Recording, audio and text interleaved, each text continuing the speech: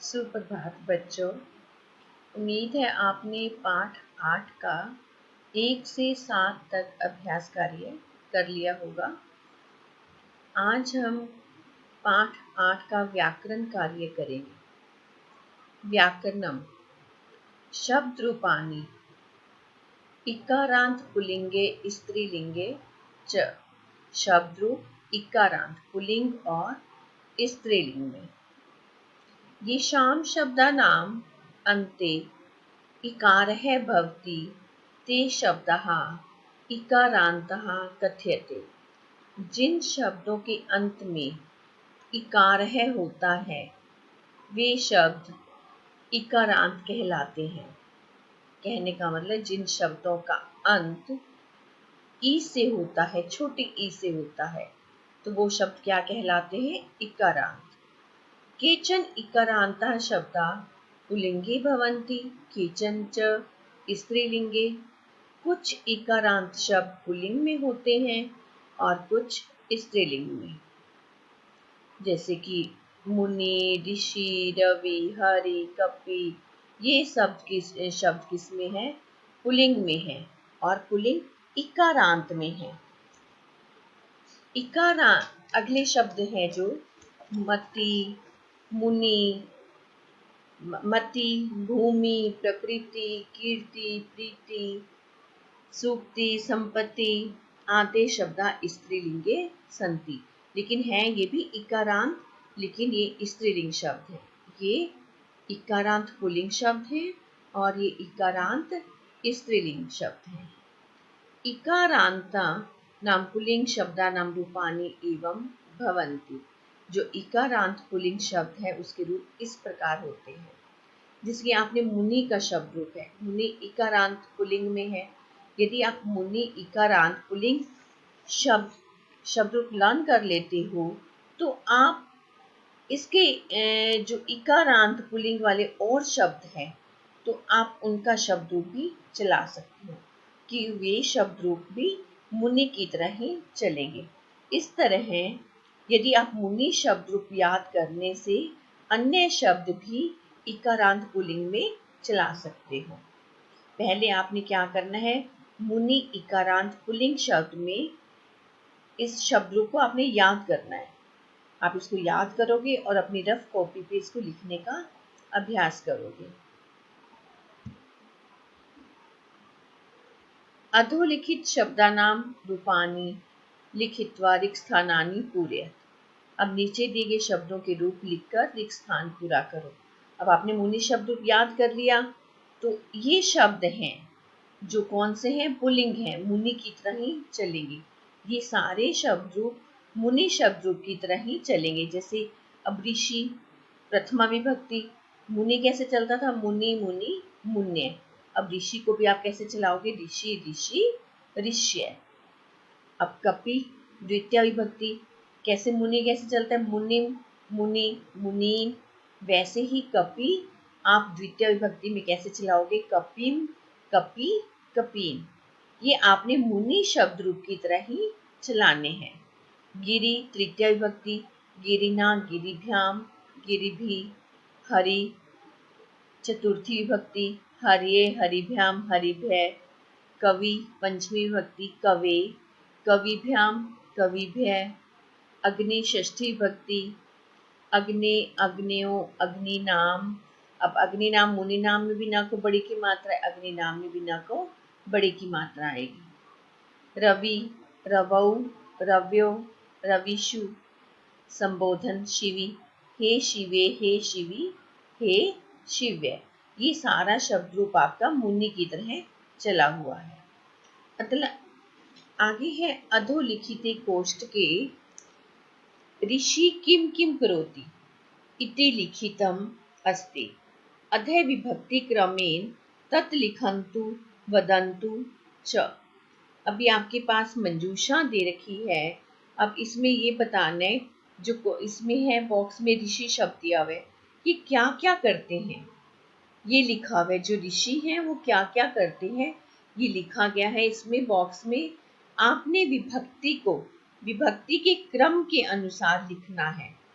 बताना है, बल्कि ये आपने ये वाक्य लिखने हैं, लेकिन ये वाक्य आपकी विभक्ति के अनुसार ही होने चाहिए।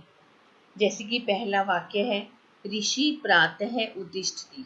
ऋषि प्रातः उठते हैं, अभी प्रथमा विभक्ति में दिया गया है। अब दूसरा है, ऋषि अग्निम पूजयति। ऋषि अग्नि को पूजता है, अभी द्वितीय विभक्ति का वाक्य है। तीसरा है, ऋषि शिविना सह खेलती। ऋषि शिवी के साथ खेलता है, तृतीय विभक्ति का वाक्य है। ऋषि कप्ये फलानि यच्छति। ऋषि कपि को फल देता है, ये चतुर्थी विभक्ति का वाक्य है। ऋषि मुनि पाठम पढ़ती।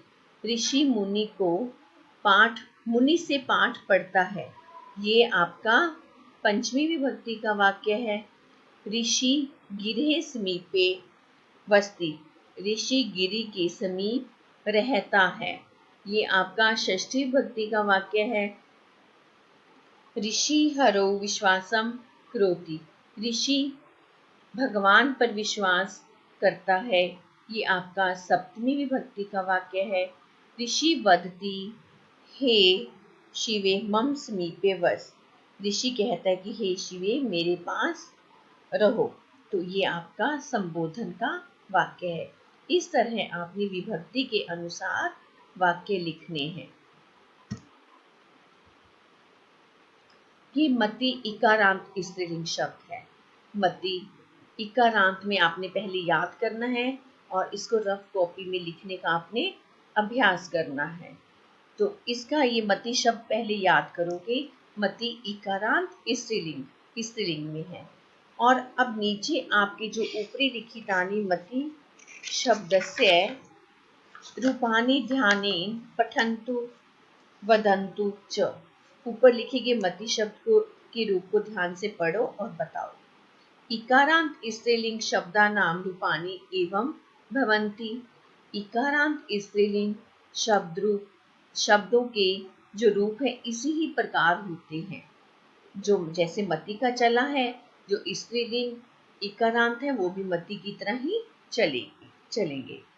एतानि रूपाणि अधिकृत्य अधोलिखित शब्दानां यथा निर्दिष्टं रूपाणि लिखन्तु वदन्तु च। इन रूपों के आधार बनाकर नीचे दिए गए शब्दों को यथा निर्देश रूप लिखो और बताओ। जैसे अब धृति को हमने प्रथमा विभक्ति में लिखना है, और धृति किसकी तरह चलेगा? मति की तरह। जैसे मति है मति, मति मत्य है, वैसे आपका धृति चलेगा धृति धृति धृत्य है। अब दूसरा शब्द कौन सा है? उन्ति। उन्ति शब्द द्वितीय विभक्ति मति की तरह चलेगा, जैसे मति मति मति ही। और उन्ति कैसे चलेगा? उन्नतिम उन्नति उन्नति ही। इसलिए पहले आपको मति का शब्द रूप ही याद करना है और उसके आधार पर आपने इन शब्दों को आपने मति के शब्द रूप की तरह चलाना है। इस तरह ये सारे शब्द हैं, आपने मति की तरह ही लिखने हैं।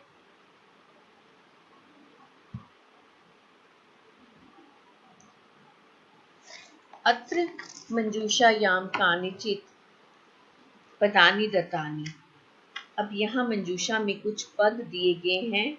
विभक्तिम अनुसारम तेषां प्रयोगः कृत्वा अधोलिखित प्रश्नानाम उत्तराणि लिखन्तु। विभक्ति के अनुसार आपने जो है उत्तर देने हैं। जैसे कि मंजूषा में दे रखे हैं उत्तर, और आपने विभक्ति के अनुसार ढूंढने हैं। जैसे अत्र का वस्ति, यहाँ कौन रहता है?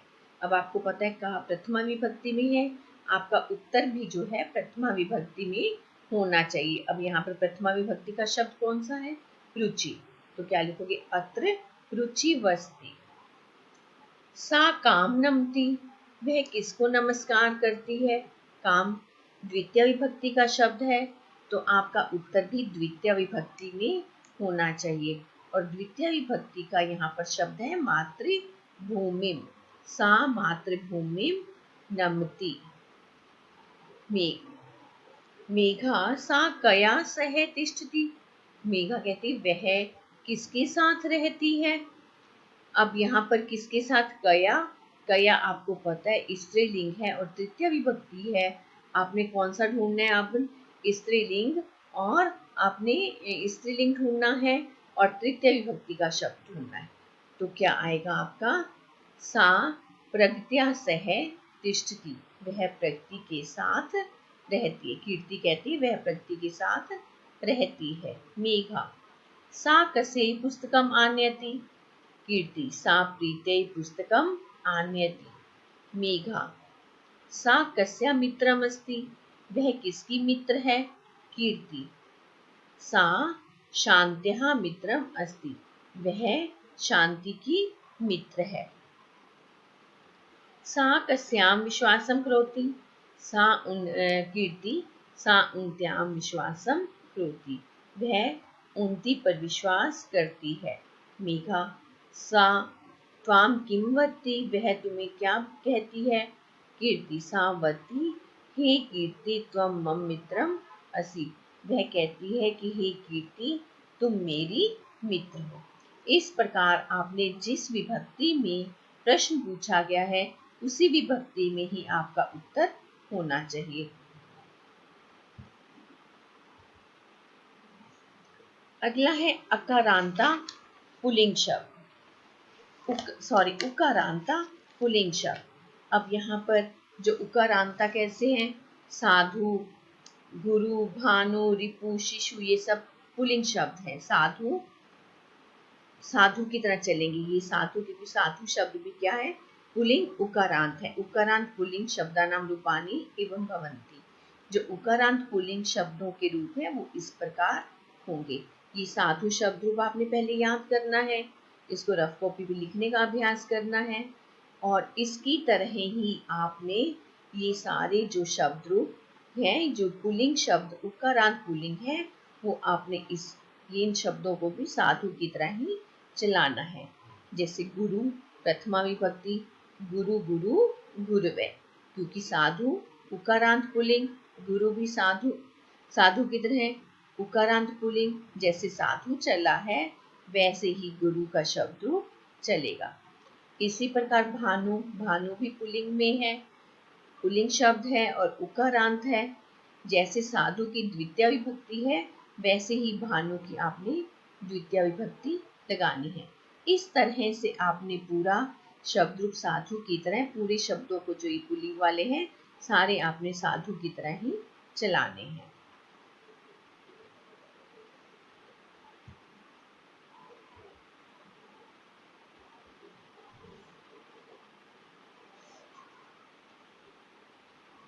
ये आपने पूरी एक्सरसाइज के ये जो भी इसमें शब्द रूप आए ये सारे आपने याद करने हैं। मैं आपको एक बार ये पढ़ देती हूँ जो साधु की तरह ये शब्द चले हैं।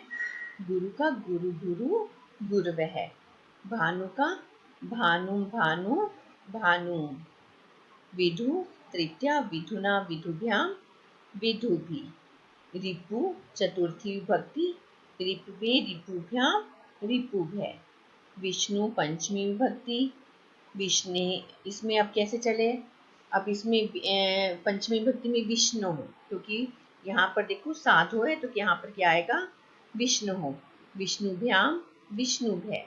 शिशु षष्ठी विभक्ति शिशु शिशुओ शिशुना। अब यहाँ पर सप्तमी विभक्ति वायु की वायो वायवो, अब ये साधवों में आधा ध है तो इसलिए हमने वायवो में य में हलंत लगा दिया है, तो वायुषु। प्रभु का संबोधन हे प्रभु हे प्रभु हे प्रभु है। तो इस तरह बच्चों आपने व्याकरण कार्य करना है, और अगली कक्षा में टैली के लिए मैं अभ्यास कार्य और व्याकरण कार्य दोनों ही भेजूंगी। धन्यवाद बच्चों।